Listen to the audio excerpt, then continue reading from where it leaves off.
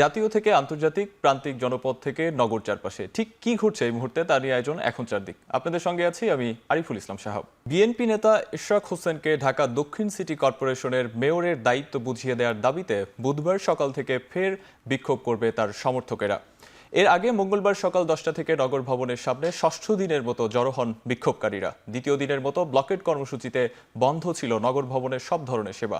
ইশরাক হোসেনকে মেয়রের শপথ পাঠ না করানো পর্যন্ত এই আন্দোলন চলবে বলে জানায় আন্দোলনকারীরা। এছাড়াও স্থানীয় সরকার মন্ত্রণালয়ের উপদেষ্টা আসিফ মাহমুদের পদত্যাগও দাবি করেন তারা।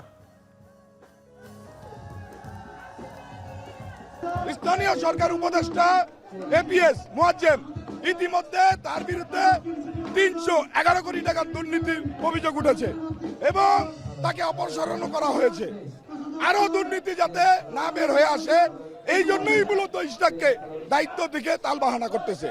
যে এই ভোটের অধিকারকে যদি স্বীকৃতি দেওয়া না হয়, এটার প্রতি যদি শ্রদ্ধাশীল রাখা না হয়, আইনের প্রতি যদি শ্রদ্ধাশীল না রাখা যায়, তাহলে আগামীতে যে ভোট হবে সেই ভোট সুষ্ঠু হবে বলে আমরা মনে করি না এবং জনতার যে রায় হবে সেই রায়কে এই সরকার প্রশ্নবিদ্ধ করবে। কোর্টের রায় আসছে, এখন আমাদের এই সুন্দর পরিবেশ করে আমাদের সুন্দর নগর ভবন গড়ার আমাদের লক্ষ্য, সেটা আমাদের বাধাগ্রস্ত করতেছে, তা আমরা রুখে দাঁড়াবো। ঢাকা দক্ষিণ সিটি কর্পোরেশনের মেয়র হিসেবে বিএনপি নেতা ইশরাক হোসেনকে শপথ না পড়ানোর নির্দেশনা চেয়ে উচ্চ আদালতে দায়ের করা রিটের আদেশ বুধবার। প্রথম দিনের রিটের শুনানি শেষে একথা জানানো হয়েছে। মঙ্গলবার দুপুর 1টায় হাইকোর্ট বেঞ্চে বিচারপতি মোহাম্মদ আকরাম হোসেন চৌধুরী ও বিচারপতি দেবাশিস রায় চৌধুরীর বেঞ্চে রিটের শুনানি শুরু হয়। রিটে বলা হয় 2020 সালে ডিএসসিসির নির্বাচনে বিএনপির নেতা ইশরাক হোসেন পরাজিত হন, কিন্তু নির্বাচনী ট্রাইব্যুনাল গত 27 মার্চ তাকে মেয়র ঘোষণা করে। এই রায়ের ভিত্তিতে নির্বাচন কমিশন 27 এপ্রিল গেজেট প্রকাশ করে। তবে আইনি জটিলতা থাকার কারণে স্থানীয় সরকার মন্ত্রণালয় শপথ গ্রহণ স্থগিত রাখে। বিষয়টি হাইকোর্টের নজরদারিতে আনার জন্যই রিট করা হয়েছে। মেয়র পদে ইশরাক হোসেনের শপথ গ্রহণের বিষয়ে আইনি জটিলতা রয়েছে, তাই এ নিয়ে কাউকে দোষারোপ করা ঠিক হবে না বলে মন্তব্য করেছেন স্থানীয় সরকার উপদেষ্টা আসিফ মাহমুদ। মঙ্গলবার দুপুরে সাভারের জাতীয় যুব উন্নয়ন ইনস্টিটিউটের সাংবাদিকদের প্রশ্নের জবাবে কথা বলেন তিনি। সরকার কাজ করে, সরকার একটা বডি হিসেবে কাজ করে, কেউ ব্যক্তিগতভাবে এখানে কোনো সিদ্ধান্ত নেওয়ার বা করার সুযোগ নেই। বিশেষ করে এই ধরনের বড় ডিসিশন একা ব্যক্তি হিসেবে আমি নিচ্ছি, এটা ভাবার কোনো কারণ নেই। আর যেহেতু এখানে আইনি জটিলতা আছে এবং এখানে আদালতে বিচারাধীন বিষয় আছে, এখানে আমাকে ব্যক্তিগতভাবে আক্রমণ করে তো আসলে লাভ নেই। আদালতের যে আইনি লড়াই সেটা লড়তে হবে এবং যে জটিলতাগুলো আছে সেই সংক্রান্ত আমরা আইন মন্ত্রণালয়ের মতামত চেয়েছি। ডিএনসিসি প্রশাসক মোহাম্মদ এজাজকে অপসারণ ও গ্রেফতারে আলটিমেটাম দিয়েছে গণ অধিকার পরিষদ।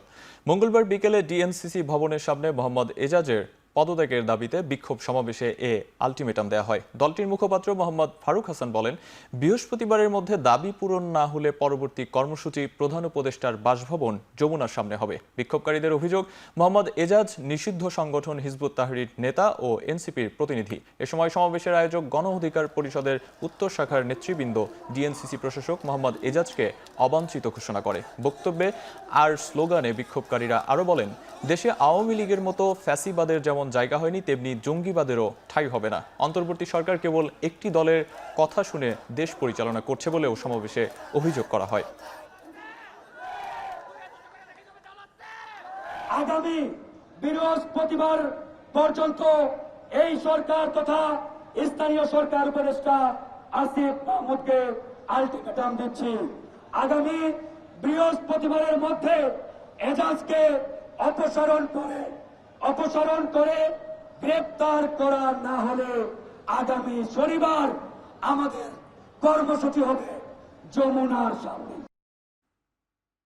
সংস্কার কমিশনের সুপারিশ আমলে নিয়ে নির্বাচন কমিশন পুনর্গঠন ও স্থানীয় সরকার নির্বাচনের দাবিতে নির্বাচন কমিশনের সামনে বিক্ষোভ কর্মসূচি পালন করবে জাতীয় নাগরিক পার্টি এনসিপি। মঙ্গলবার রাতে জরুরি সংবাদ সম্মেলনে দলটির নেতারা জানান, জাতীয় নির্বাচনের তারিখ ঘোষণা করে স্থানীয় নির্বাচন আয়োজন করলে ইসি জনগণের আস্থাভাজন হবে। এ সময় নির্বাচন কমিশনকে ত্রুটিপূর্ণ মন্তব্য করে এনসিপির আহ্বায়ক নাহিদ ইসলাম বলেন, নির্বাচন কমিশন একটি দলের এবং প্রার্থীর পক্ষ নিচ্ছে। স্থানীয় সরকার নির্বাচনের মাধ্যমে চলমান সংকট দূর হবে বলে আশাবাদও জানান নাহিদ ইসলাম। বিএনপির কাছ থেকে যতটুকু ম্যাচুরিটি দরকার তা পাওয়া যাচ্ছে না বলেও অভিযোগ করেন এনসিপি নেতারা। নির্বাচন কমিশনের সামনে বিক্ষোভ কোনো পাল্টা কর্মসূচি নয়, বরং গণতান্ত্রিক প্রক্রিয়ার উত্তরণ এবং শক্তিশালীকরণ বলেও জানায় এনসিপি। একই সাথে স্থানীয় সরকার নির্বাচনের মাধ্যমে চলমান সংকট দূর হবে বলে আশাবাদ এনসিপির। নাগরিকরা সেবা পাচ্ছে না এবং এই অবৈধ নির্বাচনগুলোর সব দল পক্ষ গোষ্ঠী আমরা আপনাদেরকে আহ্বান জানাবো, নির্বাচন কমিশন এটাই কিন্তু আমাদের একটা সাংবিধানিক ভিত্তি, যেটার মধ্যে দিয়ে আমরা গণতন্ত্রে যাব। সেটাকে কিভাবে শক্তিশালী করা যায়, সেজন্য আমরা সব ঐক্যবদ্ধভাবে বসে আলোচনার মাধ্যমে আমরা এটাকে এগিয়ে নিয়ে যাই। তাহলে বাংলাদেশটা গণতান্ত্রিক প্রক্রিয়ায় ভবিষ্যতে এগিয়ে যাবে। পলাতক ও মানবতা বিরোধী অপরাধ অভিযুক্ত ব্যক্তিদের নির্বাচনে অংশগ্রহণের নিষেধাজ্ঞা আরোপ সংক্রান্ত সংস্কার কমিশনের প্রস্তাবকে নাকচ করেছে বিদ্যমান নির্বাচন কমিশন। এর ফলে এই কমিশনের উপরে আস্থা রাখা সম্ভব নয় বলেই আমরা মনে করি। একেবারে সরাসরি ইলেকশন কমিশন এই সংকটটা তৈরি করেছে। তারা এই মামলায় কোনো কন্টেস্টই করেনি এবং তারা আপিলও করেনি। ফলে এটা খুবই স্পষ্ট যে তারা একটা দলের পক্ষ নিচ্ছে, একটা প্রার্থীর পক্ষ নিচ্ছে। জুলাই আগস্টে সংগঠিত মানবতা বিরোধী অপরাধের বিচারে আন্তর্জাতিক অপরাধ ট্রাইব্যুনাল ডিজিটাল প্রযুক্তি সংযোজন করা হয়েছে। ফলে অনুমতি সাপেক্ষে কোর্টরুম থেকে গণমাধ্যম বা সামাজিক যোগাযোগ মাধ্যমে ট্রাইব্যুনালের বিচার কাজ সরাসরি সম্প্রচার করা যাবে। আন্তর্জাতিক অপরাধ ট্রাইব্যুনালের চিফ প্রসিকিউটর মোহাম্মদ তাজুল ইসলাম এসব তথ্য জানান। তিনি আরও বলেন, বিচার প্রক্রিয়ায় ডিজিটাল প্রযুক্তির ব্যবহার নিশ্চিত করা হয়েছে যাতে এটি আরও স্বচ্ছ ও কার্যকর হয়। মানবতা বিরোধী অপরাধ মামলার বিভিন্ন পর্ব সরাসরি সম্প্রচার বা রেকর্ডকৃতভাবে সরাসরি প্রচার করা যাবে বলে জানান তিনি। অন্তর্বর্তী সরকার গায়ের জোরে ইশরাক হোসেনকে শপথ নিতে দিচ্ছে না বলে মন্তব্য করেছেন বিএনপির সিনিয়র যুগ্ম মহাসচিব রুহুল কবির রিজভী। মঙ্গলবার দুপুরে আমরা বিএনপি পরিবারের পক্ষ থেকে জুলাই অভ্যুত্থানে আহত স্বেচ্ছাসেবক দল কর্মী রাকিবুল হাসানকে দেখতে গিয়ে একথা বলেন তিনি। রিজভী বলেন, আদালতের রায় থাকার পরও ইশরাককে শপথ নিতে দেয়া হচ্ছে না। প্রকৃত কাজ রেখে অন্য কাজে বেশি মনোযোগী বলেও মন্তব্য করেন তিনি। বলেন, জনগণের প্রতি দায়বদ্ধতা থাকলে সবার আগে নির্বাচনের রোডম্যাপ ঘোষণা করা হতো। অভিযোগ করে বলেন, বিশ্ববিদ্যালয়ের শিক্ষকরা ন্যায্য দাবি নিয়ে যমুনার সামনে গেলে তাদের উপর পুলিশি আক্রমণ করা হয়। সরকারের কর্মকাণ্ড পতিত শেখ হাসিনার সাথে মিলে যায় বলেও জানান বিএনপির এই সিনিয়র নেতা। তার কাছে তো আদালতের রায় আছে, আইনের পদ্ধতিতে সে গিয়ে দেখছে যে আইনের কাভারেজ থাকার পরেও, আইনসঙ্গতভাবে সে যাওয়ার পরেও সরকার গায়ের জোরে তাকে বের হতে দিচ্ছে না। তো সেই ক্ষেত্রে সেই আইনটি প্রতিষ্ঠার জন্য তার আন্দোলন করার যথেষ্ট অধিকার রয়েছে। জনগণ 15 বছর যেটি বঞ্চিত হয়েছে একটা অবাধ সুষ্ঠু নির্বাচন, ভোট কেন্দ্রে গিয়ে ভোট দিতে, সেই বঞ্চনা থেকে আজও মুক্তি হয়নি। আজও এই অন্তর্বর্তীকালীন সরকার শেখ হাসিনার মতোই নির্বাচন নিয়ে টালবাহানা করছেন। ফ্যাসিবাদের পতন হলেও দেশে গণতন্ত্র পুনঃপ্রতিষ্ঠিত হয়নি। নির্বাচনের মাধ্যমে গণতন্ত্র প্রতিষ্ঠা সময়ের দাবি বলে মন্তব্য করেছেন বিএনপির স্থায়ী কমিটির সদস্য নজরুল ইসলাম খান। জাগপার প্রতিষ্ঠাতা শফিউল আলম প্রধানের ৮ম মৃত্যুবার্ষিকী উপলক্ষে জাতীয় প্রেস ক্লাবে আয়োজিত আলোচনা সভায় যোগ দিয়ে তিনি একথা বলেন। তিনি আরও বলেন, অন্তর্বর্তী সরকারের প্রধান কাজ সুষ্ঠু নির্বাচনের মাধ্যমে রাজনৈতিক দলের কাছে ক্ষমতা হস্তান্তর করা। একটি গোষ্ঠী চায় নিজেদের স্বার্থে নির্বাচনকে বিলম্বিত করতে। বিচারের নামে যারা নির্বাচন দিতে বিলম্ব করছে তাদের উদ্দেশ্য ভিন্ন। স্থানীয় সরকার নির্বাচন করতে প্রায় 1 বছর সময় লাগে। জাতীয় নির্বাচনের আগে স্থানীয় সরকার নির্বাচন দাবির যৌক্তিকতা নেই বলেও মন্তব্য করেন বিএনপির এই নেতা। ঢাকা মহানগরের নেতৃবৃন্দ, যে গণতন্ত্রের জন্য এই জনগণ লড়াই করেছে তাদের সেই গণতান্ত্রিক শাসন ফিরিয়ে দেওয়া, একটা নির্বাচনের মাধ্যমে একটা নির্বাচিত সরকারের হাতে ক্ষমতা হস্তান্তর করে তারা মর্যাদার সাথে সবার অভিনন্দন নিয়ে তারা যার যার জায়গায় ফিরে যাবে।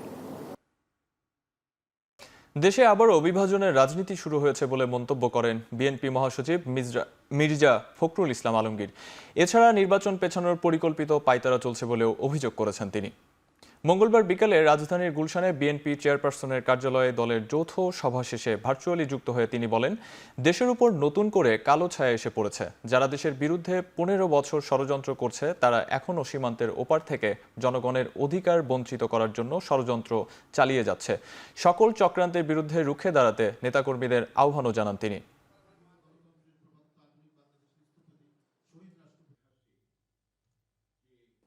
অত্যন্ত সুপরিকল্পিতভাবে নির্বাচনকে পিছিয়ে দেওয়া, জনগণের যে অধিকার সেই অধিকার থেকে জনগণকে বঞ্চিত করাবার এবং ভোটের অধিকার থেকে বঞ্চিত করবার একটা পায়তারা শুরু হয়েছে। এবং আপনারা নিশ্চয়ই লক্ষ্য করেছেন যে বিভাজনের রাজনীতি আবার শুরু হয়েছে। এখানে গোত্রে গোত্রে যে বিভাজন সৃষ্টি করার চেষ্টা করা হচ্ছে, সরকারের বিভিন্ন ইনস্টিটিউশনগুলোকে পরস্পরের মুখে আপনার মুখোমুখি করার একটা ষড়যন্ত্র চক্রান্ত শুরু হয়েছে।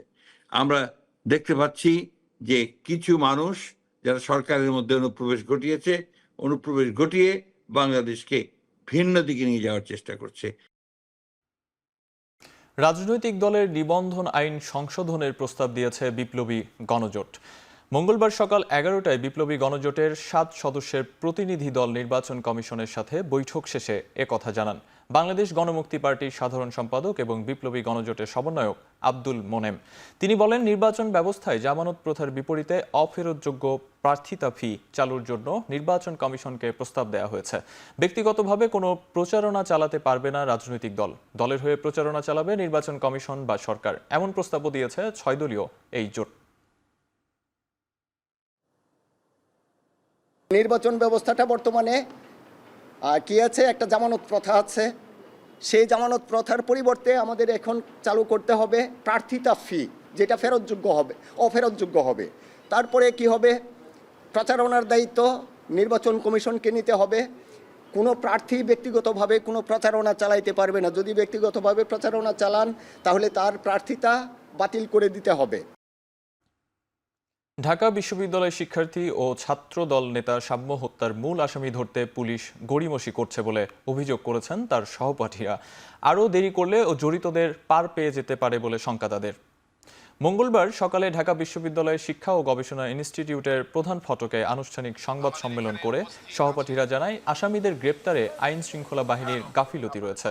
দ্রুত আসামিদের গ্রেপ্তার না করা হলে বৃহস্পতিবার স্বরাষ্ট্র মন্ত্রণালয় অভিমুখে লং মার্চ করার হুঁশিয়ারি দেন সহপাঠীরা। শাম্য হত্যাকাণ্ড নিয়ে রাজনৈতিক দলগুলোকে নোংরা রাজনীতি না করার আহ্বান জানান শিক্ষার্থীরা। এখানে আমরাও বারবার যথাযথ আপনাদের এন্ড থেকে যা যা করা দরকার, যে এই অন্তর্বর্তী সরকার আমাদেরকে রিপ্রেজেন্ট করে, যে বিশ্ববিদ্যালয় প্রশাসন আমাদেরকে রিপ্রেজেন্ট করে, তারা সাম্যকেও রিপ্রেজেন্ট করত, অথচ সেই সাম্যর বিচার আনার ক্ষেত্রে তাদের আমরা গাফিলতি লক্ষ্য করেছি। এটার আমরা তীব্র নিন্দা জানিয়ে রাখছি। আমরা এখন পর্যন্ত দেখতে পাচ্ছি যে এখানে গড়িমসি, গাফিলতি সহ এবং হচ্ছে যে হয়তোবা খুনিকে বাঁচানোর জন্য চেষ্টাও করা হতে পারে, সেটা আমরা এখনো নিশ্চিতভাবে জানি না, কিন্তু আমরা এটাকে গাফিলতি হিসেবেই ধরে নিচ্ছি। এখন তারা তৎপর হলে আশা করি আসামি এখন পর্যন্ত ধরা পড়ার কথা। শাম্য হত্যার বিচার, বহিরাগত মুক্ত নিরাপদ ক্যাম্পাস ও ডাকসু নির্বাচনের দাবিতে বিক্ষোভ করেছেন ঢাকা বিশ্ববিদ্যালয়ের শিক্ষার্থীরা। মঙ্গলবার রাত 10টার দিকে ডিসি চত্বরে এ বিক্ষোভ অনুষ্ঠিত হয়। 5 আগস্ট পরবর্তী সময়ে ঢাকা বিশ্ববিদ্যালয় ছাত্র সংসদ নির্বাচনের জন্য মাসের পর মাস দাবি জানানো লজ্জাজনক উল্লেখ করে বিক্ষোভ সমাবেশে শিক্ষার্থীরা বলেন, যত দ্রুত সম্ভব ডাকসু নির্বাচনের তফসিল ঘোষণা করা উচিত। শাম্য হত্যার সপ্তাহ পার হলেও প্রকৃত হত্যাকারীদের গ্রেফতার করা হয়নি। মন্তব্য করে তারা বলেন, শিক্ষার্থীদের নির্বাচিত প্রতিনিধি থাকলে এই হত্যাকাণ্ড সহ সকল সমস্যা সমাধানের পথ দ্রুত বেরিয়ে আসত। বিশ্ববিদ্যালয় প্রশাসনের প্রতি আহ্বান জানিয়ে শিক্ষার্থীরা বলেন, পুরো ক্যাম্পাস জুড়ে নিরাপত্তা নিশ্চিতেও ডাকসু নির্বাচন ও সামগ্রিক ছাত্র প্রতিনিধি প্রয়োজন। সুনির্দিষ্টভাবে ডাকসু নির্বাচনের তফসিল ঘোষণার দাবিও জানানো হয় বিক্ষোভ থেকে।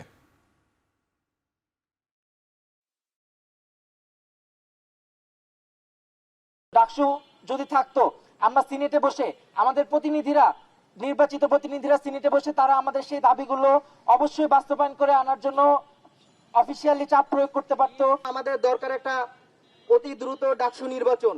ডাকসু নির্বাচনের মাধ্যমে আমরা শিক্ষার্থীদের সকল দাবি পূরণ করতে পারবো। যে কোনো লড়াই সংগ্রামে আমরা শিক্ষার্থীদের পাশে দাঁড়াতে পারবো। কাশিমপুর কারাগার থেকে মঙ্গলবার বিকেল 3:30টার দিকে ছাড়া পেয়েছেন চিত্রনায়িকা নুসরাত ফারিয়া।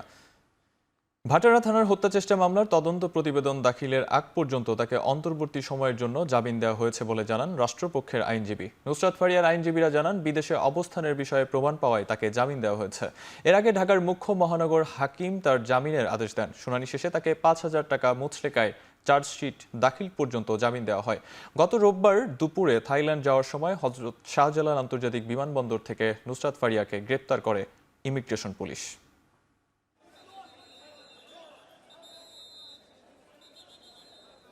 যে সময়টা এই ডেট অফ অকারেন্সটা হয়েছে তখন দেশে উনি ছিলেন না। দ্বিতীয়ত, জুলাই বিপ্লবের সপক্ষে তার কিছু ফেসবুক পোস্ট, এই দুটোই সততা যাচাইয়ের জন্য পুলিশের কাছে প্রতিবেদন চাওয়া হয়। বিজ্ঞ ম্যাজিস্ট্রেট উনি অর্ডার দেন এবং তার পরিপ্রেক্ষিতে 22 তারিখের আগেই আজকেই পুলিশ প্রতিবেদন দিয়ে দেয়, which solidifies our ground and the court exercised its discretionary power to grant her the bail. উভয় পক্ষের বক্তব্য তুলে ধরেন এবং তদন্তকারী কর্মকর্তা যে প্রতিবেদনটা সেটা আদালত দেখেন। তো সব কিছু দেখেই আদালত তাকে আগামী ৫,০০০ টাকা বন্ডে পুলিশ রিপোর্ট দাখিল পর্যন্ত অন্তর্বর্তীকালীন জামিন প্রদান করেন। ডেমরা থানার অপহরণ ও ধর্ষণ মামলায় কণ্ঠশিল্পী মাইনুল ইসলাম নোবেলকে জামিন আবেদন নামঞ্জুর করে কারাগারে পাঠিয়েছেন আদালত। এর আগে 999 থেকে পাওয়া অভিযোগ থেকে রাজধানীর ডেমরার একটা বাসা থেকে নোবেলকে আটক করে পুলিশ। ইডেন কলেজের এক শিক্ষার্থী অভিযোগ করেন, 7 মাস ধরে তাকে বাড়িটিতে আটকে রেখে ধর্ষণ করে আসছিল নোবেল। শুনানিতে নোবেলের আইনজীবী জানান, মামলার বাদী নোবেলের স্ত্রী তাকে 4 মাসের অন্তঃসত্ত্বা উল্লেখ করে আদালতের কাছে যে কোনো শর্তে জামিন চায় নোবেল। তবে বিবাহের প্রমাণ দেখাতে পারেনি তার আইনজীবী।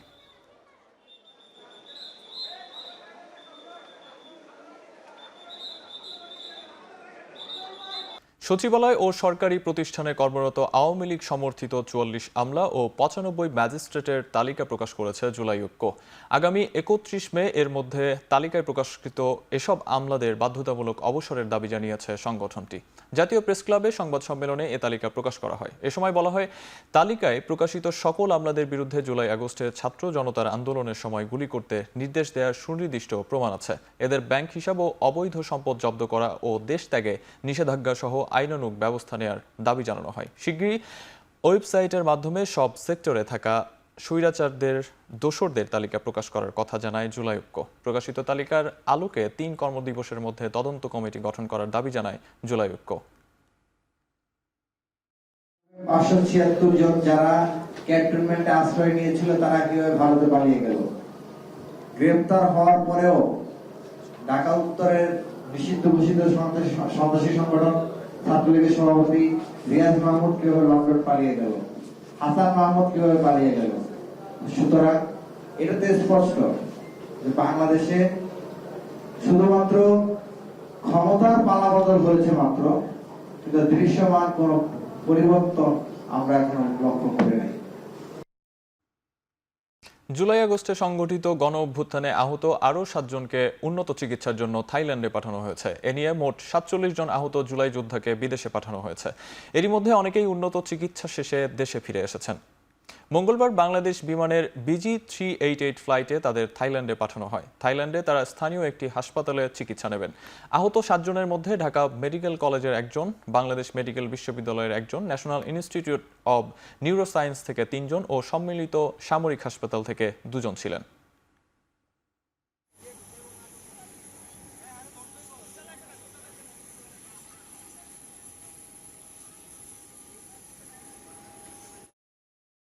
রাজুকের বিরুদ্ধে স্বেচ্ছাচারিতা, দুর্নীতি ও ড্যাব সংশোধনের দাবিতে রাজুক ভবন ঘেরাও কর্মসূচি পালন করেছে Dhaka city land owners association. মঙ্গলবার সকালে রাজুক ভবনের সামনে জড়ো হয়ে বিক্ষুব্ধ ভূমি মালিকরা বলেন, নতুন ড্যাব বাস্তবায়নের ফলে জমির মালিকদের উপর আরোপিত বিধিনিষেধ ও বৈষম্য চরমে গিয়ে পৌঁছেছে।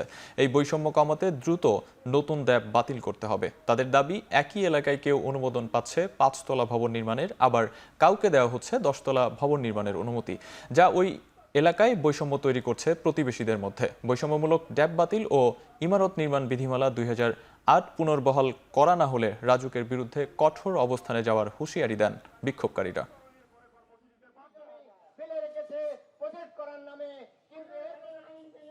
আমাদের এই যে 5 কাঠার উপরে জমি হলে আমাদেরকে 5 তলার বেশি অনুমোদন দিচ্ছে না। তো আমাদের যে 2008 সালের ড্যাব ছিল সেই ক্ষেত্রে জমির উপরে সমন্বয় করে আমাদেরকে ভবন নির্মাণের অনুমোদন দিত। তো এখন আমরা এইটাই চাইতেছি যে আমরা আমাদের সেই পুরনো 2008 সালে যে ড্যাব ছিল ওইটাই বাস্তবায়ন করার দাবিতে আমরা আজকে এই ল্যান্ড ওনার এবং ডেভেলপাররা এখানে এসে জড়ো হয়েছি রাজক ভবনের। আফতাবনগর বহুতল করতে পারবে, সারা ঢাকা শহর 3 তলার উপরে করতে পারবে না। এটা কি বৈষম্য হলো না? এটা বৈষম্য। সারা ঢাকা শহর সবাই একটা ইয়ার মধ্যে চলবে, নিয়মের মধ্যে চলবে। দুদকের তলবে হাজির না হয়ে স্বাস্থ্য উপদেষ্টার সাবেক ও বর্তমান দুই ব্যক্তিগত কর্মকর্তা আত্মপক্ষ সমর্থনের সুযোগ হারিয়েছে। প্রয়োজন মনে করলে অনুসন্ধানকারী দল তাদের দেশ ত্যাগে নিষেধাজ্ঞা দিতে পারে বলে জানায় দুদক। নিয়মিত ব্রিফিংয়ে এ তথ্য জানান দুদকের মহাপরিচালক আক্তার হোসেন। বলেন, স্বাস্থ্য উপদেষ্টা নূরজাহান বেগমের সাবেক ব্যক্তিগত কর্মকর্তা মোহাম্মদ তুহিন ফারাবি ও বর্তমান ব্যক্তিগত কর্মকর্তা মাহমুদুল হাসানকে জিজ্ঞাসাবাদের জন্য তলব করেছিল দুদক। তারা হাজির না হওয়ায় তাদের বক্তব্য দেওয়ার সুযোগ হারিয়েছেন। প্রয়োজন মনে করলে অনুসন্ধানকারী দল তাদের দেশ ত্যাগে নিষেধাজ্ঞা দিতে পারে। কেনাকাটায় অনিয়ম, ঠিকাদারদের টেন্ডার পাইয়ে দেওয়া, বদলি, পদোন্নতি, বাণিজ্য সহ নানা অভিযোগের প্রেক্ষিতে গত বৃহস্পতিবার এ দুজনকে হাজির হতে বলে দুদক। তাদের অনুপস্থিতির কারণে আমাদের অনুসন্ধান কাজ থেমে থাকবে না। অনুসন্ধান কাজ দুর্নীতি দমন কমিশন আইন ও বিধিমালা অনুযায়ী চলমান থাকবে। আমাদের নির্ধারিত অনুসন্ধানের কার্যক্রম যখন সম্পন্ন হবে, নিয়ম অনুযায়ী তারা আমাদের যে টিম কাজ করছে তারা প্রতিবেদন দাখিল করবে। সে অনুযায়ী প্রতিবেদনের আলোকে তাদের বিরুদ্ধে ব্যবস্থা নেওয়া হবে। কোনো অভিযোগ সংশ্লিষ্ট ব্যক্তি পালিয়ে যেতে পারেন, তাহলে তাদের জন্য কি পদ্ধতি অনুসরণ করতে হবে আমাদের অনুসন্ধানকারী কর্মকর্তারা সেই বিষয়টি জানেন। নিশ্চয়ই তারা সেই বিষয়ে ব্যবস্থা নেবেন। অবৈধ সম্পদ অর্জনের অভিযোগে পাসপোর্ট অধিদপ্তরের চট্টগ্রাম বিভাগীয় অফিসের পরিচালক সাইদুল ইসলাম ও তার স্ত্রীর বিরুদ্ধে মামলা করেছে দুদক। এই দম্পতির বিরুদ্ধে 2,63,00,000 টাকার অবৈধ সম্পদ অর্জনের অভিযোগ আনা হয়েছে। এর মধ্যে সাইদুলের বিরুদ্ধে 1,19,00,000 টাকার অবৈধ সম্পদ আর তার স্ত্রী শাইলা আক্তারের বিরুদ্ধে 1,44,00,000 টাকার অবৈধ সম্পদের প্রমাণ পেয়েছে সংস্থাটি। পাসপোর্ট অধিদপ্তরের দায়িত্ব পালনকালে ক্ষমতার অপব্যবহার করে সাইদুল ঘুষ দুর্নীতির মাধ্যমে এই জ্ঞাত আয় বহির্ভূত সম্পদ অর্জন করেছে।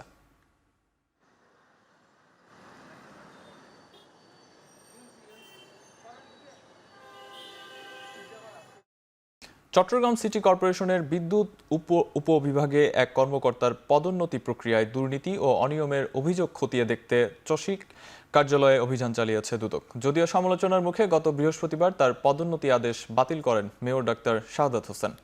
মঙ্গলবার দুপুরে নগর সিটি কর্পোরেশন কার্যালয়ে দুদকের সহকারী পরিচালক সাইদ মোহাম্মদ ইমরানের নেতৃত্বে এ অভিযান পরিচালনা করা হয়।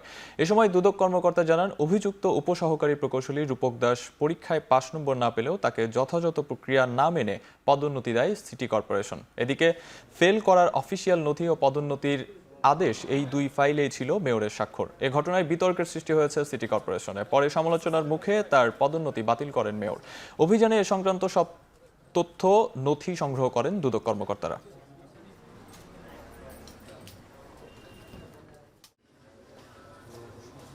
মূল বিষয় হচ্ছে উনি ভাইভাতে ফেল করলেও বা অনুত্তীর্ণ হলেও ওনাকে প্রমোশন দেওয়া হয়েছিল। পরবর্তীতে এটা নিয়ে বিভিন্ন পত্রপত্রিকা মিডিয়াতে আসার পরে অফিস আদেশ করে এই আদেশটা, পূর্বের আদেশটা প্রত্যাহার করা হয়েছে। গত 15 তারিখ, মেয়ার 15 তারিখ আর একটা অফিস আদেশ বলে ওনার পদোন্নতি আদেশটা বাতিল করা হয়েছে। অর্থাৎ এখন উনি আগের পদেই আছেন, অর্থাৎ উপসহকারী প্রকৌশলী পদেই আছেন। ঢাকা পলিটেকনিক ইনস্টিটিউটের এক শিক্ষার্থীকে নির্যাতন প্রতিবাদে বিক্ষোভ মিছিল ও সমাবেশ করেছে শিক্ষার্থীরা।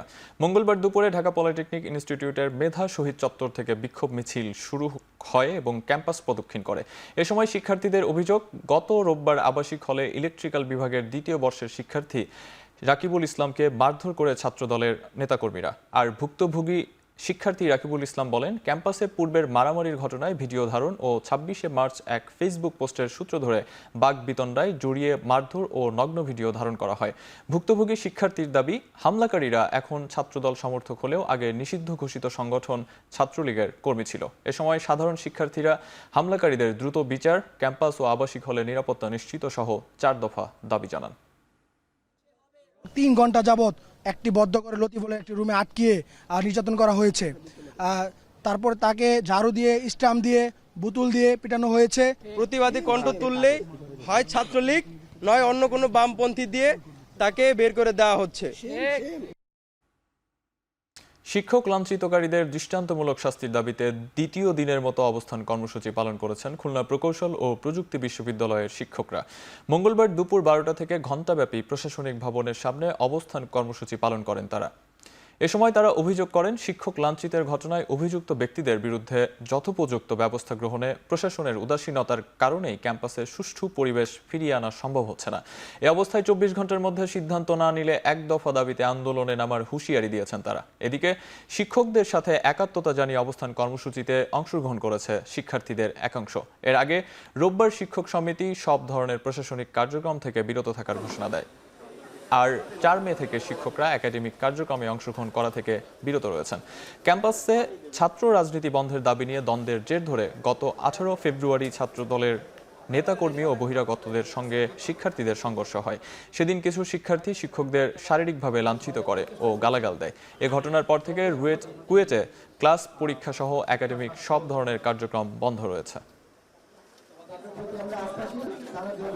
আমরা আজকে সিদ্ধান্ত নিয়েছি আগামী 24 ঘন্টার মধ্যে, আগামীকাল দুপুর 1টার মধ্যে উনি বিশ্ববিদ্যালয়ের স্বাভাবিক কার্যক্রম সম্পন্ন করবেন এবং শিক্ষার সুষ্ঠু পরিবেশ নিশ্চিত করবেন যাতে আমরা দ্রুত ক্লাসে ফিরে যেতে পারি।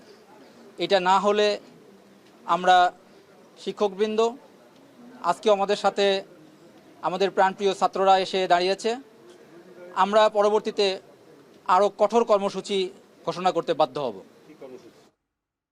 গাজীপুরের টিএনজেড গ্রুপের সম্পদ বিক্রি করে শ্রমিকদের বকেয়া আগামী 7 দিনের মধ্যে পরিশোধের আশ্বাস দিয়েছে শ্রম মন্ত্রণালয়। এদিকে টিএনজেড গ্রুপের মালিক বিদেশ থাকায় তাকে দেশে ফিরিয়ে আনার জন্য ইন্টারপোলের মাধ্যমে রেড অ্যালার্ট জারি করার কার্যক্রম নেওয়া হবে বলেও জানিয়েছে মন্ত্রণালয়। এর আগে বকেয়া বেতন ও অন্যান্য পাওনাদির দাবিতে কাকরাইল মোড় অবরোধ করে বিক্ষোভ করে গ্রুপটির 8টি গার্মেন্টস প্রতিষ্ঠানের শ্রমিকরা। মঙ্গলবার দুপুর 2:30 থেকে লং মার্চ টু যমুনা কর্মসূচি ঘোষণা করলে কাকরাইল মোড়ে পুলিশি বাধায় বসে পড়েন আন্দোলনকারী শ্রমিকেরা। প্রায় 3 ঘন্টা বৃষ্টিতে ভিজে পাওনা আদায়ের জন্য স্লোগান দেন তারা। শ্রমিকরা জানান, 3 মাসের বেতন এবং ঈদ উল ফিতরের বোনাস না দিয়ে কারখানা বন্ধ করে দেন মালিকপক্ষ। অবস্থা কি আজকে আপনারা বুঝতে পারছেন। টানা 5 দিনের কলম বিরতির পর চট্টগ্রাম কাস্টমস হাউসের কর্মকর্তারা পুরোপুরি কাজে যোগ দিলেও সার্ভারের ধীরগতির কারণে ব্যাহত হচ্ছে শুল্কায়ন কার্যক্রম। মঙ্গলবার সকাল থেকে চট্টগ্রাম কাস্টমস হাউসের কর্মকর্তারা পুরোপুরি কাজে যোগ দেন। তবে সার্ভার ডাউন থাকায় ধীরগতিতে হচ্ছে বলে শুল্কায়মান কার্যক্রম। অনলাইনে আমদানি রপ্তানি পণ্য চালানোর নথি দাখিল সহ বন্দর ও কাস্টমস হাউসের সব ধরনের কার্যক্রম সার্ভারের উপর নির্ভর। সার্ভারের ধীরগতির কারণে শুল্ক পরিশোধ করতে সমস্যা হচ্ছে। এই অবস্থায় পণ্য ডেলিভারিও হচ্ছে ধীরগতিতে। বন্দরে জমে গেছে কন্টেইনারের স্তূপ। এতে ভোগান্তিতে পড়েছেন বন্দর ব্যবহারকারীরা। এর আগে গতকাল বিকেলে রাজধানীর আগারগাঁওয়ের রাজস্ব ভবনে সংবাদ সম্মেলন করে কলম বিরতি কর্মসূচি সাময়িক প্রত্যাহার করা হয়। বিকেলে অর্থ উপদেষ্টা সালেহ উদ্দিন আহমেদ সহ অন্যান্য উপদেষ্টাদের সঙ্গে বৈঠকে বসার কথা রয়েছে। কলম বিরতির পরে সার্ভার বিরতি এখন আমরা যেটা দেখতে পাচ্ছি, যার কারণে সার্ভারের কারণে সবাই হ্যারাসমেন্ট হচ্ছে। সার্ভারের কারণে কোনো কাজ হচ্ছে না। চেক পাউন্ড করতে পারে না, অ্যাসেসমেন্ট করতে পারে না সার্ভার না থাকলে, গ্রিন করতে পারে না আর মহোদয় সার্ভার না থাকলে, অর্থাৎ সম্পূর্ণ সার্ভার নির্ভর এটা একটা কাজ। 5-6 দিনে যেমন আমাদের অনেক ক্ষতি হয়েছে, একটা পেপার অ্যাসেসমেন্ট করতে দেখা যায় 2-3 দিন লেগে গেছে। তারপর আবার পোর্টের ড্যামারেজ প্রায় 4 গুণ। সব দিক মিলে আমরা প্লাস আমদানিকারকরা অনেক ক্ষতির সম্মুখীন হয়েছি। হযরত শাহজালাল আন্তর্জাতিক বিমানবন্দর থেকে উড্ডয়নের পরপরই টার্কিশ এয়ারলাইন্সের একটি প্লেনের ইঞ্জিনে আগুন ধরে যাওয়ার ঘটনা ঘটে। তাৎক্ষণিক বিষয়টি টের পেয়ে পাইলট প্লেনটি জরুরি অবতরণ করেন। প্লেনটিতে 5 শিশুসহ 291 জন আরোহী ছিলেন। টিকে 713 ফ্লাইটটি সকাল 7টায় শাহজালাল আন্তর্জাতিক বিমানবন্দর থেকে 291 জন আরোহী নিয়ে তুরস্কের ইস্তাম্বুলের উদ্দেশ্যে রওনা দেয়। উড্ডয়নের 15 মিনিটের মাথায় ইঞ্জিনে এই আগুনের ঘটনা ঘটে। পরে পাইলট ঢাকার আকাশে কয়েক চক্কর দিয়ে 8:30টায় শাহজালাল বিমানবন্দরের জরুরি অবতরণ করেন। এই ঘটনায় যাত্রী ও ক্রুরা নিরাপদেই আছেন। বর্তমানে যাত্রীদের হোটেলে স্থানান্তর করা হয়েছে এবং বিকল্প ফ্লাইটের মাধ্যমে যাত্রীদের গন্তব্যে পৌঁছানোর ব্যবস্থা নেওয়া হয়েছে। ফ্লাইট ল্যান্ডার দাও। বাংলাদেশে আনুষ্ঠানিক যাত্রা শুরু করেছে স্টারলিংক। শুরুতে দুটি প্যাকেজ স্টারলিংক রেসিডেন্স ও রেসিডেন্স লাইট নামে সেবা থাকছে। স্টারলিংক স্থানীয় গেটওয়ে ব্যবহার করায় জাতীয় স্বার্থ ক্ষুণ্ণ হওয়ার শঙ্কা নেই বলে জানিয়েছেন প্রধান উপদেষ্টার তথ্য প্রযুক্তি বিষয়ক বিশেষ সহকারী ফয়েজ আহমেদ তৈয়ব। স্টারলিংকের মাধ্যমে চাইনিজ কোম্পানি কার্যক্রম চালিয়ে যেতে পারবে। মঙ্গলবার দুপুরে প্রধান উপদেষ্টার প্রেস উইংয়ের ব্রিফিংয়ে জানানো হয়, অন্যান্য দেশের তুলনায় বাংলাদেশে স্টারলিংকের খরচ কম। জায়গা থেকে আমাদের কাছে কনসার্ন এসেছে, এর মাধ্যমে জাতীয় স্বার্থ বিঘ্নিত হবে না। এটার জন্য দুটো প্রোটেকশন আমরা দেখেছি। একটা প্রোটেকশন হচ্ছে স্টারলিংককে লোকাল গেটওয়ে ব্যবহার করতে হবে, অর্থাৎ তাদেরকে ground station, satellite ground station তৈরি করতে হবে এবং সেই গ্রাউন্ড স্টেশনের মাধ্যমে গেটওয়ের মাধ্যমে ইন্টারনেটে যাবে। এলআইসি ইনস্টল করতে হবে, অর্থাৎ আমাদের যে জাতীয় নিরাপত্তার জন্য যে লফুল ইন্টারসেপশনের বিধান আছে আন্তর্জাতিক টেলিযোগাযোগ সংস্থা থেকে, সেই কমপ্লায়েন্সটা তাদেরকে মানতে হবে। একটা প্রশ্ন এসেছে চীন মার্কিন বাণিজ্য দ্বন্দ্বের মধ্যে স্টারলিংকের অনুমতি কোনো প্রভাব ফেলবে কিনা। আমি মনে করি যে এই ধরনের কোনো প্রভাব ফেলবে না, কারণ এটা একটা ব্যবসায়িক ইনিশিয়েটিভ এবং এটা হচ্ছে বাংলাদেশের মানুষকে এক টেকসই এবং টেকসই ব্রডব্যান্ড ইন্টারনেট বিকল্প দেওয়ার জন্য একটা ব্যবস্থা। প্লাস্টিক খাতের রপ্তানি বাড়াতে ঢাকায় আয়োজন করা হয়েছে দুদিনব্যাপী প্লাস্টিক টয় এক্সপোর। উদ্বোধন হবে আগামী 22 মে। মঙ্গলবার রাজধানীর পল্টনে আয়োজিত এক সংবাদ সম্মেলনে বিষয়টি জানান প্লাস্টিক খাতের সংগঠন বিপিজিএম এর সভাপতি শামীম আহমেদ। বলেন, চীন নির্ভরতা কমাতে এই প্রদর্শনী কাজে আসবে। এই মেলার মাধ্যমে স্থানীয় ব্যবসায়ী, উদ্যোক্তা ও বিনিয়োগকারীদের মধ্যে সম্পর্ক বৃদ্ধি হবে বলে আশা আয়োজকদের। বাণিজ্য মন্ত্রণালয়ের যৌথ আয়োজনটি হবে হোটেল ইন্টারকন্টিনেন্টালে, যেখানে দেশি বিদেশি ব্যবসায়ী, বিনিয়োগকারী ও খাত সংশ্লিষ্টরা উপস্থিত থাকবেন। চীন হতে খেলনা বাজার স্থানান্তরিত হওয়ায় বাংলাদেশ খেলনা শিল্পে অর্থনীতি ইতিবাচক সম্ভাবনা দেখা দিয়েছে। বর্তমান খেলনা শিল্পের প্রবৃদ্ধি 15%, 2030 সালে প্রায় 20%-এর মতো অধিক বৃদ্ধি পাবে। আগামী 22 মে 2025 তারিখ রোজ বৃহস্পতিবার 10 ঘটিকায় প্লাস্টিক খেলনা পণ্য প্রদর্শনীর উদ্বোধন অনুষ্ঠান হবে। আমরা মনে করি দেশি বিদেশি অতিথি ও দেশের প্লাস্টিক সেক্টরের প্রতিনিধিরা অনুষ্ঠিত টয় এক্সপো ফেয়ারে উপস্থিত থাকবেন। বাংলাদেশ চীনের মধ্যে চা বাণিজ্য সম্প্রসারণ ও সহযোগিতা জোরদারে শাহজালাল বিজ্ঞান ও প্রযুক্তি বিশ্ববিদ্যালয়ে অনুষ্ঠিত হলো দিনব্যাপী চা প্রদর্শনী। এতে অংশ নিয়েছে বাংলাদেশ ও চীনের 20টি চা কোম্পানি ও রপ্তানিকারক প্রতিষ্ঠান।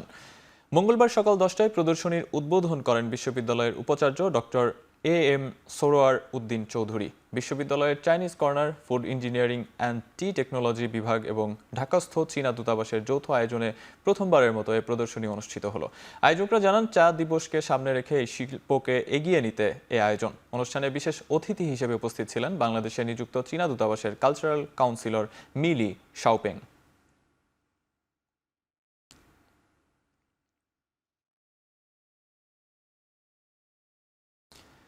এবারে আন্তর্জাতিক প্রসঙ্গ। ইসরায়েলি অভিযানে গাজায় গেল একদিনে প্রাণ হারিয়েছে 70 জনের বেশি ফিলিস্তিনি। উপত্যকাটির দক্ষিণাঞ্চলের শহরগুলোতে একযোগে স্থল ও বিমান হামলা চালিয়ে যাচ্ছে IDF। এ পরিস্থিতিতে গাজায় যুদ্ধ বন্ধ না করলে ইসরায়েলের উপর নিষেধাজ্ঞা আরোপের হুঁশিয়ারি দিয়েছে যুক্তরাজ্য, কানাডা ও ফ্রান্স। তবে আন্তর্জাতিক এসব চাপ উপেক্ষা করেই গাজার পূর্ণ নিয়ন্ত্রণ নেয়ার ঘোষণা দিয়েছেন ইসরায়েলি প্রধানমন্ত্রী বেনইয়ামিন নেতানিয়াহু। এদিকে দীর্ঘ প্রায় 2.5 মাস ব্লকেট থাকার পর উপত্যকাটিতে সীমিত পরিসরে ত্রাণ সহায়তা প্রবেশ করতে শুরু করেছে, যা প্রয়োজনের তুলনায় খুবই সামান্য বলে দাবি জাতিসংঘের। এতে চরম খাদ্য সংকটে আগামী 48 ঘন্টায় 14,000 শিশুর মৃত্যু হতে পারে বলে শঙ্কা সংস্থাটির। এছাড়া গেল 4 দিনে গাজায় বাস্তুচ্যুত হয়েছেন 1 লাখের বেশি ফিলিস্তিনি। রাশিয়া ইউক্রেন যুদ্ধ বন্ধে শিগগিরই আলোচনায় বসছেন রুশ প্রেসিডেন্ট ভ্লাদিমির পুতিন ও ইউক্রেনীয় প্রেসিডেন্ট ভলোদিমির জেলেনস্কি। পুতিনের সঙ্গে প্রায় 2.5 ঘন্টা ফোনে কথা বলার পর এ কথা জানান মার্কিন প্রেসিডেন্ট ডোনাল্ড ট্রাম্প। ট্রাম্পের সঙ্গে কথা বলার পর ইউক্রেনের সঙ্গে যুদ্ধবিরতি সংক্রান্ত সমঝোতা চুক্তিতে কাজ করতে সম্মত হয়েছেন পুতিন। তাদের এই যুদ্ধবিরতি আলোচনা ভ্যাটিকান সিটিতে হতে পারে বলে ইঙ্গিত দিয়েছেন মার্কিন প্রেসিডেন্ট। খ্রিস্টানদের ধর্মীয় গুরু পোপ লিওর এই উদ্যোগকে স্বাগত জানিয়েছে ইউরোপীয় ইউনিয়নের নেতারা। তবে কবে নাগাদ শুরু হবে এই আলোচনা, এ বিষয়ে স্পষ্ট করেনি কোনো পক্ষই। ভেনেজুয়েলার লাখ লাখ নাগরিকের জন্য জো বাইডেনের দেয়া অস্থায়ী আবাসন সুরক্ষা বাতিলে ডোনাল্ড ট্রাম্প প্রশাসনকে অনুমতি দিল যুক্তরাষ্ট্রের সুপ্রিম কোর্ট। রিপাবলিকান এই প্রেসিডেন্ট অবৈধ অভিবাসন ঠেকাতে নিয়েছে কঠোর ব্যবস্থা। সর্বোচ্চ আদালতের আদেশ অনুযায়ী ভেনেজুয়েলার 3.5 লাখ অভিবাসী আর অভিবাসন সুরক্ষার আওতায় থাকছে না। টেম্পোরারি প্রোটেকশন স্ট্যাটাসের আওতায় মার্কিন নাগরিক নয় এমন অভিবাসীরা যুক্তরাষ্ট্রে থাকার ও কাজ করার অনুমতি পায়। গেল কয়েক বছরে লাখ লাখ ভেনেজুয়েলার নাগরিক এসেছে যুক্তরাষ্ট্রে। ট্রাম্পের আগের মেয়াদে ক্ষমতায় থাকা জো বাইডেন ভেনেজুয়েলার নাগরিকদের দিয়েছিল এই বিশেষ সুবিধা, যা 2026 সাল পর্যন্ত বর্ধিত করা হয়েছিল। ভারত পাকিস্তান সাম্প্রতিক সংঘর্ষে কৃতিত্ব দেখানোয় পাকিস্তানের ইতিহাসে দ্বিতীয় ব্যক্তি হিসেবে ফিল্ড মার্শাল হলেন সেনাপ্রধান আসিম মনির। এর আগে পাকিস্তানের একমাত্র ফিল্ড মার্শাল ছিলেন সাবেক প্রেসিডেন্ট আইয়ুব খান। মঙ্গলবার এক বিবৃতিতে তথ্যটি নিশ্চিত করেছে পাকিস্তানের প্রধানমন্ত্রী দপ্তর। বিবৃতিতে বলা হয়, মার্কা ই হক ও অপারেশন বুনাইয়া নুম মারসুস নামের দুটি অভিযানে কৌশলী ও সাহসী নেতৃত্ব দেওয়ায় আসিম মনিরের এই পদোন্নতিতে অনুমোদন দিয়েছে সরকার। পাকিস্তান সেনাবাহিনীতে সর্বোচ্চ র্যাঙ্ক ফিল্ড মার্শাল। 1965 সালের পর দ্বিতীয় জেনারেল হিসেবে দুর্লভ এই সামরিক র্যাঙ্ক পেলেন আসিম মনির।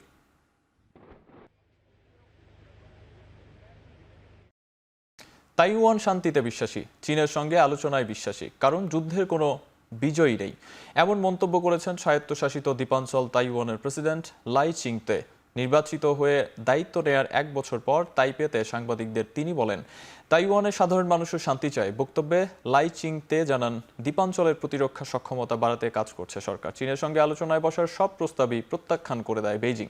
তাইওয়ানের সার্বভৌমত্বের চীনের দাবিও অস্বীকার করে তাইওয়ানের প্রেসিডেন্ট। সম্প্রতি চীনের পররাষ্ট্র মন্ত্রণালয়ের মুখপাত্র এমন দাবিও করেন, চীনের একটি অঞ্চল তাইওয়ান বিশ্ব স্বাস্থ্য সংস্থার সম্মেলন অংশগ্রহণের কোনো অধিকার তাইওয়ানের নেই। এবারে খেলার প্রসঙ্গ। 3টি টি-20 সিরিজ খেলতে পাকিস্তান 3টি টি-20 ম্যাচ খেলতে পাকিস্তান যাবে বাংলাদেশ। সবগুলো ম্যাচই অনুষ্ঠিত হবে লাহোরে। মঙ্গলবার পাকিস্তান ক্রিকেট বোর্ডের সভাপতির সঙ্গে বিসিবি সভাপতির বৈঠকের পর এমন সিদ্ধান্ত নেওয়া হয়। ভারত পাকিস্তান অস্থিরতায় শঙ্কায় পড়েছিল বাংলাদেশ পাকিস্তান টি-20 সিরিজের ভবিষ্যৎ। তবে দুদেশের মধ্যে যুদ্ধবিরতি চুক্তি হওয়ায় ফের পাকিস্তানে শুরু হয় ক্রিকেট খেলা। তবে পিএসএল এর পরিবর্তিত সূচির কারণে পিছিয়ে যায় বাংলাদেশের সঙ্গে নির্ধারিত সময়ের খেলা। তবে পরিবর্তিত পরিস্থিতিতে দেশটিতে সফর করা ও নিরাপত্তার বিষয়ে সরকারের সঙ্গে যোগাযোগ করলে সম্প্রতি সবুজ সংকেত পায় বিসিবি। তবে শর্ত দেওয়া হয় সীমান্তবর্তী স্টেডিয়ামে না খেলার। এরপর পাকিস্তান ক্রিকেট বোর্ডের চেয়ারম্যান মহসিন নকভির সঙ্গে বৈঠকে বসেন বিসিবি সভাপতি ফারুক আহমেদ ও ক্রিকেট অপারেশনসের চেয়ারম্যান নাজমুল আবেদিন ফাহিম। জানান, এক ভেন্যুতে 5 ম্যাচের পরিবর্তে 3 ম্যাচ খেলতে চায় বাংলাদেশ। বিসিবির প্রস্তাবে রাজি হয় বিসিবি।